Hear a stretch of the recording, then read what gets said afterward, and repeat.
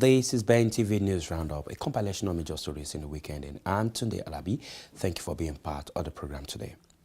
UK Prime Minister Theresa May has condemned far-right views, saying they have no place in today's world. The Prime Minister stated that every leader has a responsibility to speak out against extremist and far-right views. She disclosed this following the violent clash between far-right groups and anti-racist protesters in Charlottesville, Virginia.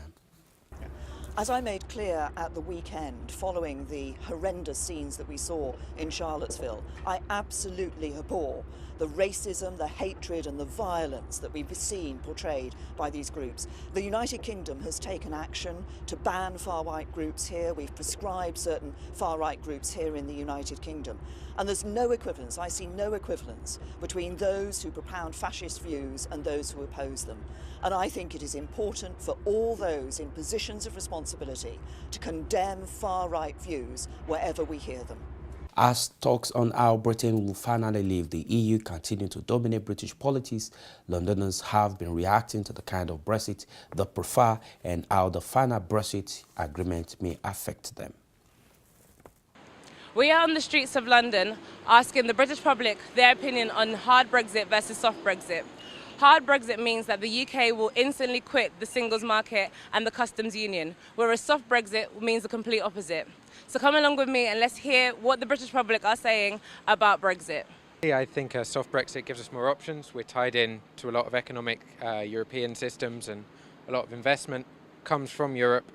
I think a hard Brexit would leave us quite cut off. I don't think we have plans in place for what's needed to make up those gaps in funding. And I think we'll lose a lot of people who can't get visas or will struggle to get visas and will go to European countries instead of coming to the UK. And what? I think it's going to be very difficult then to attract talent to the UK over other European countries or, America. I think for a long time, the UK's strength has been that we are an English-speaking country that's not America. We're tied into Europe. If we lose that, I think we lose a lot of our appeal. But to be honest with you, I voted to remain. So for me, the bigger question for me isn't that whether it's hard or a soft Brexit, it's what's the plan. So if I were to choose, I'd choose the one that actually has a very clear plan for Brexit. I don't know that I see a plan for either a hard or a soft Brexit. If pushed, I'd say a hard Brexit. I think, but what's clear though is that we need a really distinct plan, and we don't have one currently. So Brexit, they're trying to say that they're going to remove us from the single market. Do you agree with that? I didn't agree to be removed from the market at all, right? But I would say if you're going to do it properly. If Brexit means being removed from the customs union, then that's what we should do. And what's the disadvantages of a soft Brexit? The disadvantages of a soft Brexit, I think, is a complete lack of clarity about what that means. A soft Brexit doesn't mean anything to anybody because there are no clear definitions in place. So the disadvantages are potentially that no one knows whether they're coming or going. Do we remain in the customs union? Don't we? How does it impact the everyday person in terms of travel, etc.? So there are quite a few disadvantages, I would say, to soft Brexit. Thank you so much. Well, that's a good question. I don't think we should have left the European Union in the first place, but since we're now in this position and us going back on that is unlikely, I'm going to have to go with the softer version of Brexit. Because I think there's power to be had with involvement in the European Union. I think that the more that we back out of that, the less power we're going to have in the world as a country. So that's why. And what is the disadvantages of a hard Brexit? I think we're just going to lose all of any right to say anything in Europe, and we'll just be ignored. Soft one. And why do you think that?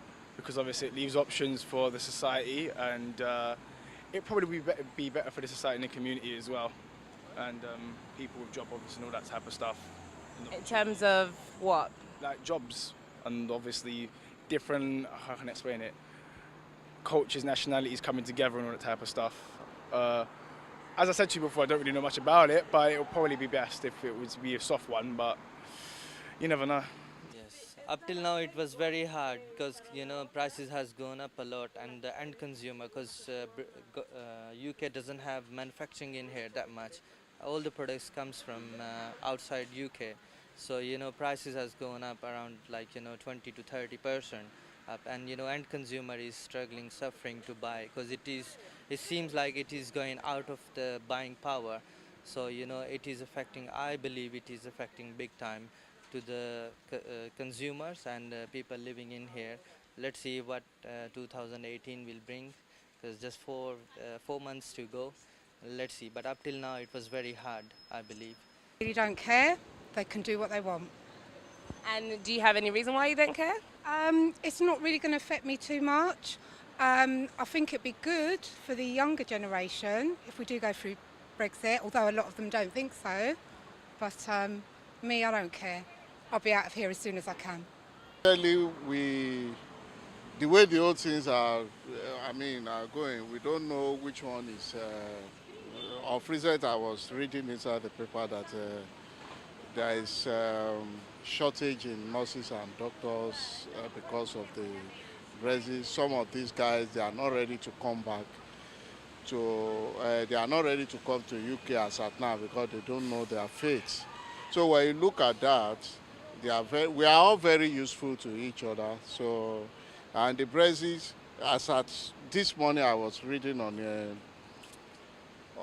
the internet that the value of pound sterling has dropped, because of Brexit.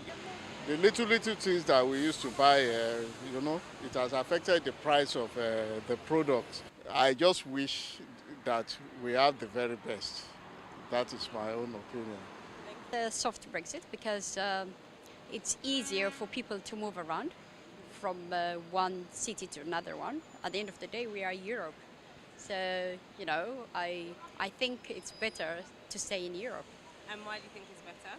Because we are all Europe, and soft Brexit, and we're near to each other as well. And it won't be that much harder for people to move around, or for marketing or anything, other type of businesses as well. I think the small businesses will be affected. So we have had an array of opinion about soft Brexit and hard Brexit, and we've heard about the disadvantages and the advantages. Small business owners may be in favour for soft Brexit because they fear price increase, whereas hard Brexit may limit the amount of European people coming into the UK. What is your opinion? I'm Abigail, reporting for Ben TV. US President Donald Trump, who has been heavily criticized following his failure to mention and condemn white supremacists in his first statement, has admitted during a heated press conference that he did not have all of the facts on the clash at Charlottesville before making his first statement. I wanted to see the facts, and the facts as they started coming out were very well stated. In fact, everybody said his statement was beautiful. If he would have made it sooner, that would have been good. I couldn't have made it sooner because I didn't know all of the facts. Frankly, people still don't know all of the facts. It was very important, excuse me. It was very important to me to get the facts out, and correctly, because if I would have made a fast statement, and the first statement was made without knowing much other than what we were seeing. The second statement was made after, with knowledge, with great knowledge. There's still things, there's still things that people don't know. I want to make a statement with knowledge. I wanted to know the facts. Okay. Was this two questions. Was this terrorism? And can you tell us how you're feeling about your chief strategist? Well, I think the driver of the car is a disgrace to himself, his family, and this country. And that is, you can call it terrorism. You can call it murder. You can call it whatever you want. I would just call it as the fastest one to come up with a good verdict. That's what I'd call it. Because there is a question. Is it murder? Is it terrorism? And then you get into legal semantics. The driver of the car is a murderer. And what he did was a horrible, horrible, inexcusable thing. Can you tell us how you're feeling about your chief strategist, Mr. Bannon? Can you talk about that? I would echo Maggie's question. Steve Bannon has I never spoke to Mr. Bannon about it. Tell us broadly what do you still have confidence in Well, we'll Steve? see. And look, I like Mr. Bannon. He's a friend of mine. But Mr. Bannon came on very late. You know that. I went through 17 senators, governors, and I won all the primaries. Mr. Bannon came on very much later than that. And I like him. He's a good man. He is not a racist, I can tell you that. He's a good person. He actually gets a very unfair press in that regard. But we'll see what happens with Mr. Bannon. But he's a good person, and I think the press treats him, frankly, very unfairly. Do you have confidence that Senator McCain has called on you to defend your National Security Advisor, H.R. McMaster, against I've some of already these done it. attacks? I did it the last time. And he called on it again, linking the Senator McCain? to the alt-right. And Senator saying McCain, you mean the one who voted against Obamacare? And he said Who that is Senator? You mean Senator McCain who voted against us getting good health care? McCain said that the alt-right is behind these attacks, and he linked that same group to those who perpetrated the attack in Charlottesville. Well, I don't know. I can't tell you. I'm sure Senator McCain must know what he's talking about. But when you say the alt-right, define alt-right to me. You define it. Go ahead. Well, I'm saying, define it for me. Come on, let's go. Define Senator it. McCain defined them as the same group. Okay, what about the alt-left that came charging him? Excuse me. What about the alt-left that came charging at the, as you say, the alt-right? Do they have any semblance of guilt? This is Senator McCain's statement. Let me ask you this. What about the fact they came charging with clubs in their hands, swinging clubs? Do they have any problem? I think they do. So, as far as I'm concerned, that was a horrible, horrible day. Wait a minute. I'm not finished. Fake news. That was a horrible day. I will tell you something. I watched those very closely, much more closely than you people watched it. And you have, you had a group on one side that was bad, and you had a group on the other side that was also very violent. And nobody wants to say that, but I'll say it right now. You had a group on the other side that came charging in without a permit, and they were very, very violent. Go ahead. Do you think that what you call the alt-left is the same as neo-Nazis? All of those people, excuse me, I've condemned neo-Nazis. I've condemned many different groups, but not all of those people were neo-Nazis, believe me. Not all of those people were white supremacists by any stretch. Those people were also there because they wanted to protest the taking down of a statue, Robert E. Lee. So, excuse me, and you take a look at some of the groups and you see, and you know it if you were honest reporters, which in many cases you're not, but many of those people were there to protest the taking down of the statue of Robert E. Lee. So, this week it's Robert E. Lee. I noticed that Stonewall Jackson's coming down. I wonder, is it George Washington next week? And is it Thomas Jefferson the week after? You know, you really do have to ask yourself, where does it stop? Meanwhile, the president's remarks have drawn further condemnation from both Democrats and Republicans. Jane Malone has the report. Wait a minute, I'm not finished. In his feisty exchange with reporters at Trump Tower, the president insisted that both sides were to blame for the violence in the Charlottesville protests. I watched those very closely, much more closely than you people watched it. And you have, you had a group on one side that was bad, and you had a group on the other side that was also very violent. And nobody wants to say that, but I'll say it right now. Trump's comments were denounced by Democrats and by several Republicans, including House Speaker Paul Ryan, who argued on Twitter that white supremacy is repulsive. There can be no moral ambiguity. Republican Senator Cory Gardner spoke at a town hall in Colorado. The KKK, the neo-Nazis, and the white supremacists, like I said earlier, go back to your cave. Republican National Committee Chair Ronna Romney McDaniel defended the president, even as she denounced far-right hate groups. We don't want your vote. We don't support you. We'll speak out against you. The president has said so, the vice president. On Monday, Trump denounced racist hate groups after he came under tremendous pressure to revise an earlier statement on Saturday that condemned the violence on many sides. The controversy demonstrates the president's combative nature, says Julie Pace. In the end, this is a 71-year-old man who believes what he says. He is unable to be controlled, and he really chafes at being controlled. So the question now is, how does he go forward? Trump often takes criticism personally, says Republican analyst Scott Faulkner. He has some rhetorical flourishes about the little man, the forgotten man, and the country in general.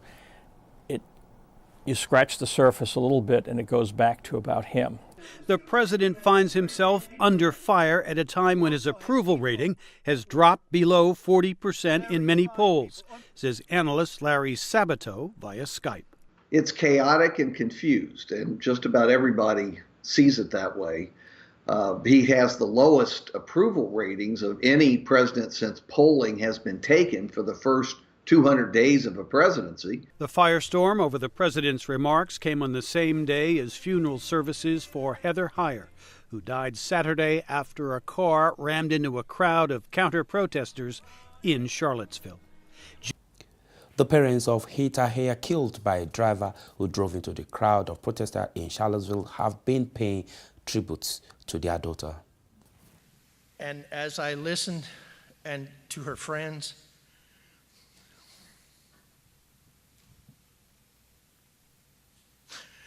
and hear stories of my daughter and the way she was. She loved people. She wanted equality. And in this issue of the day of her passing, she wanted to put down hate. And for my part, we just need to stop all this stuff and just forgive each other. I think that's what the Lord would want us to do, is to stop, just love one another. I came here today and I was overwhelmed. I was overwhelmed at the rainbow of colors in this room. That's how Heather was. It didn't matter who you were or where you were from. If she loved you, that was it. You were stuck. So for that, I'm truly proud of my daughter. But here's what I want to say to you today. This could be a storm in a teacup, and it could all be for nothing. I could have said, let's don't do this publicly. Let's have a small private funeral. But, that's not who Heather was. Anybody who knew Heather said, yep, this is the way she had to go, big and large. Had to have the world involved because that's my child. She's just that way. Always has been, and she will continue to be. Because here's the message. Although Heather was a caring and compassionate person, so are a lot of you. A lot of you go that extra mile. And I think the reason that what happened to Heather has struck a chord is because we know that what she did is achievable. We don't all have to die. We don't all have to sacrifice our lives. They tried to kill my child to shut her up. Well, guess what? You just magnified her.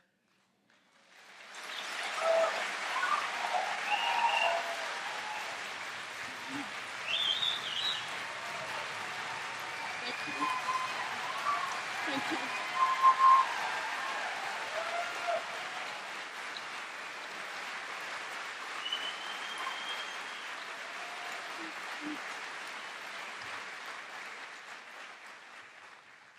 Also, there have been protests across Europe in reaction to Saturday's Charlottesville attack.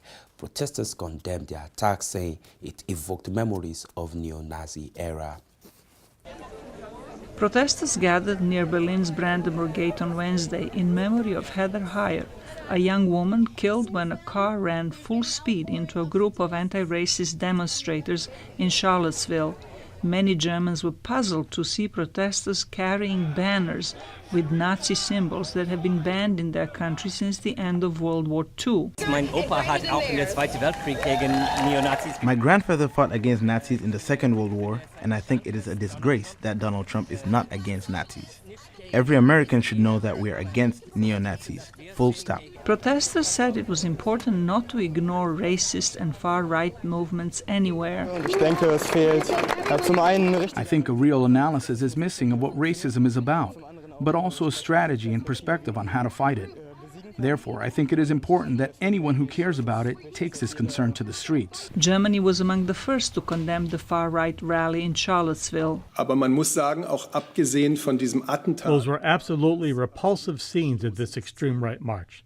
There was outrageous racism, anti-Semitism, and hate in its most despicable form to be seen. British Prime Minister Theresa May on Wednesday expressed thinly veiled criticism of the US president for blaming both the far-right groups and their opponents. I see no equivalence between those who propound fascist views and those who oppose them.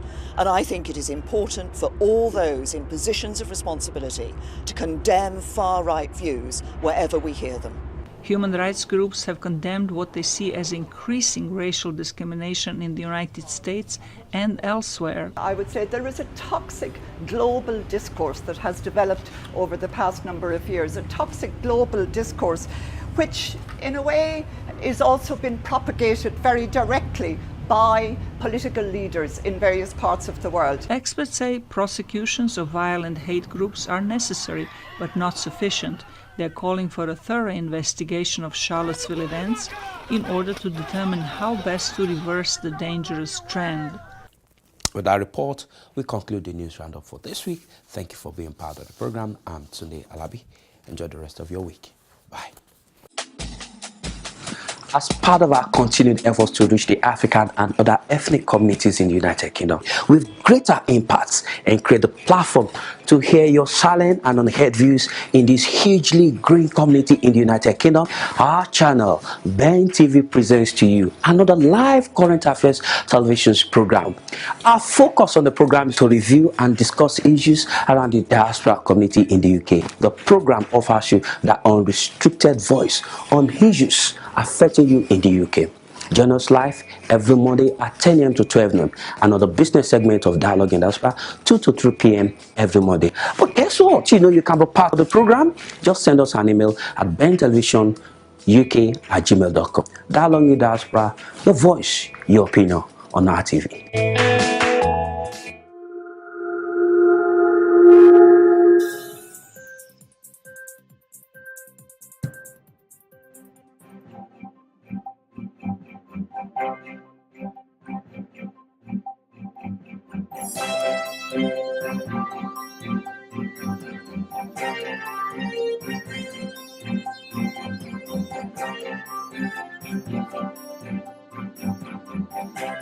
Thank you.